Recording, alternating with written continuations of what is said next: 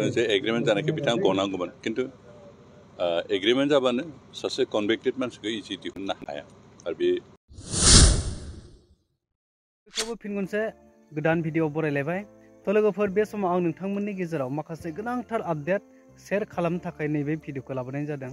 तो नोंथांमोना भिडिअखौ जोबजासिम नायलांब्ला नोंथांमोना थारैनो बुजि मोनगोन।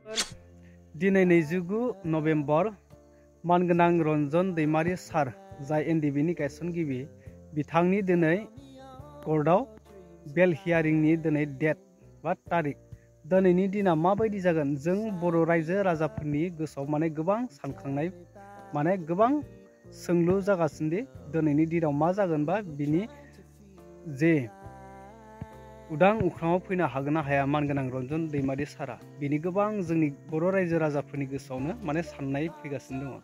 दा बिनि गेजेराव गबिन्द बसुमतारी सार जाय बिटिआरनि डिपुटि सीएम बिथाङा माखासे बाथ्रा बुंदों रन्जन दैमारीनि माखासे केसनि सायाव आरो बिटिआर एकर्डनि गेजेरजों बख'नो हानाय हायैनि माखासे खेंफोरथिखौ बिथाङा मा फोरमायखो नोंथांमोना नैबे भिडिअखौ नाय। जिथु माबा गोबाङानो बुंदों जे एग्रीमेंट जानायखौ बिथाङा गनांगौमोन किन्तु एग्रीमेंट जाबानो सासे कनविक्टेड मानसिखौ इजि दिहुननो हाया आरो बे जिहेतु ल'नि लामाजों थाङो बेखौ पलिटिकेलि हेन्डेल खालामनो हाया।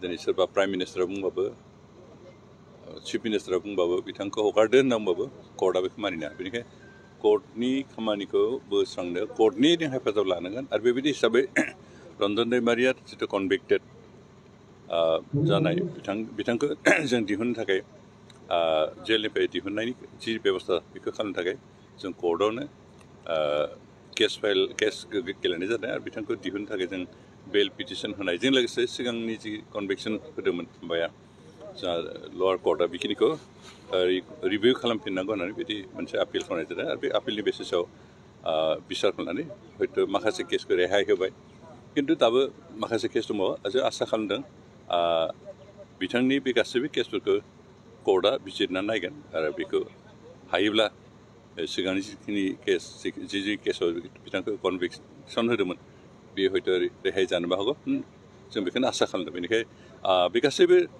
हाबाफारिनि थाखाय जिखिनि खरस बायदिसिना नांगौ जादों बेखौ जों पिपल सरकार बिटिआर सरकारनिफ्राय बुंदों। नोंथांमोना मानगोनां गबिन्द बसुमतारी सारनि बाथ्रा बुंनायखौ नुखाबायानोसै। थ' बिथांनि बुंनायाबो गाज्रि नङा राइट, नाथाय जोंनि बर' हारिनि रायजो राजाफोरनि साननायाव बिसोरदि जुदि कनभिक्टेड जाखानाय मानसियानो जुदि दंखायोमोनब्ला रन्जन दैमारी सारा जुदि एकर्डनि गेजेरजों गवामोनब्ला एकर्डखौ मानोथो खालामनायमोन बा बेखौ लानानैसो एकर्ड खालामनांगौमोन। एग्रिमेन्टआव बेखौबो लिरफानांगौमोन जे रन्जन दैमारीखौबो बख'नाय जाथोंसै बा जेलनिफ्राय उदां खालामनाय जाथोंसै नैबेसोमोन दा रायजो राजाफोरनि सोंनाया बा साननाया बेसो। थ' एकर्ड जानानैबो जुदि बेफोरबायदि जोबथेसालियाव थानांनाया बेसो मेन दुखुनांथावनाया नैबेसो रायजोफोरनि साननाया। थ' दिनै PM निफ्राय लानानै CM निफ्राय लानानै CEM सिम माने रावबो माने बिदि बख'नो हानायनि जेबो माने पावार गैया। थ' अब्ला बिसोरो मानोथो हादोरखौ सालायदों, हादोरनि मानो दैदेनगिरि जादों जुदि बेफोरबायदि माखासे दायनिगिरिफोरनिफ्राय जुदि बिसोर सल्भ खालामनो हानाय मोनसे पावार लायाबा दा नैबेबायदिबो माने जोंनि बर' हारिनि रायजो राजाफोरनि गोसोआव सान्थिया फैयो। थ' माने गेजेर गेजेर मानगोनां गबिन्द बसुमतारीया माने कारेक्ट बाथ्राखौनो बुङो भिटिरिया बाथ्राफोरखौ माने सरकार सालायनायाव माबायदि जाखुमानानै दङ बिनि माखासे कारेक्ट बाथ्राफोरखौ खेंफोरनानै होबाय थायो माने बुंफ्रु होबाय थायो आरो बियो माने सिङाव जाखुमानाय बाथ्राखौ बेबो मोनसे राइट। थ' बेनो मोनसे गेदेर गोरोन्थि जाबाय। थ' एकर्ड जानानैबो जुदि रन्जन दैमारीया गवामोनब्ला एकर्डखौ मानो खालामनायमोन मेन सोंथिया नैबेसो मानोथो खालामनायमोन। जुदि एकर्डखौ खालामबाय एग्रिमेन्टआव रन्जन दैमारीजों लोगोसे गासैबो NDB जोबथेसालियाव थानायखौनो माने उदां खालामनायनिबो बेयाव एग्रिमेन्ट खालामनांगौमोन। नै बेफोरबायदिबो जायो ना मेन बाथ्रायानो बिदिसोमोन।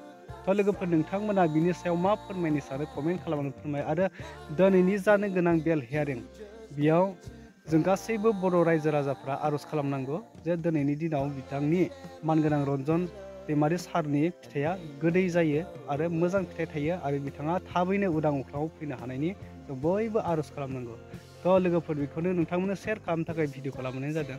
थ' उननि भिडिअ लोगो मोनसिगोन लोगोफोर जय बर' हारिनि।